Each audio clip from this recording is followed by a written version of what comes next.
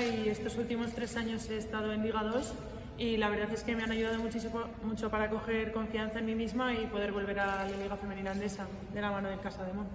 Sí, bueno, es difícil encontrar en España jugadoras interiores, pero cada vez van saliendo más y está bien y es importante que sean valoradas y que nos den la oportunidad de poder jugar en la Liga Nacional. Bueno, al final sustituir a Laura Nichols, yo no pretendo ser como ella, yo vengo a aportar lo mejor de mí y trataré de ocupar su lugar haciendo lo que mejor sé hacer, pero tampoco pretendo llegar a ser ella. Sí, a ver, van a ser 3 partidos difíciles, pero está claro que tenemos que seguir luchando de aquí al final de temporada y tenemos que seguir poniendo nuestra mejor cara para poder seguir con buenas sensaciones.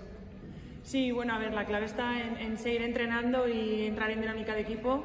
Y es un gran equipo y sí que es verdad que la posición con Gatlin está complicada, pero bueno, siempre está bien poder entrar a darle minutos de rotación y tratar de hacerlo con la mejor calidad posible.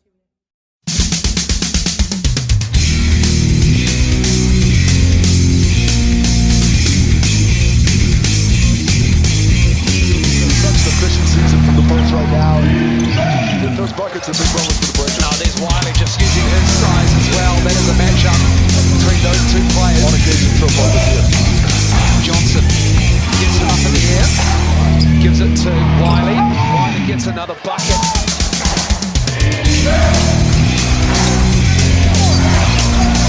Wiley facing up on Beasley. That's too easy, Jacob Wiley.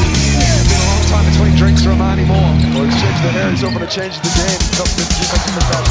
Wiley's feasting in the key for Adelaide. Here's Wiley. Into the key. Can it drop? Jacob Wiley is just having a quarter himself. Here we see him on the break, showing a handle for a big fella. Makes a little bit of a contact. The Breakers, Oshawn pulled so hard out of the corner off that action that his man was unable to stay with him on the three-point shot. Jacob Wiley cannot believe his luck. He's got a 6'4" power forward on him. Just cut to 3.